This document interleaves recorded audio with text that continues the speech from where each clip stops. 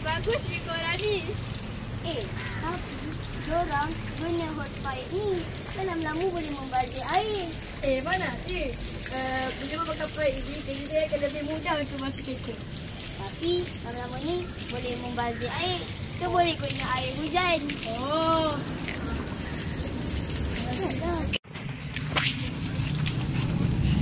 Korang daripada guna air paip, gunalah air hujan yang kita dah tadah tu.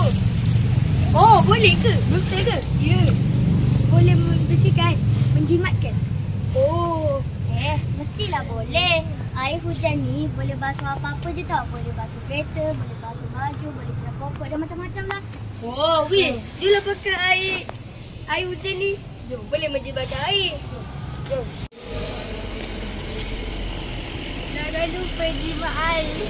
Layari website airselangor.com. Jimat air, jimat air. Okey. Jangan lupa jimat air. Layari website airselangor.com. Jimat air.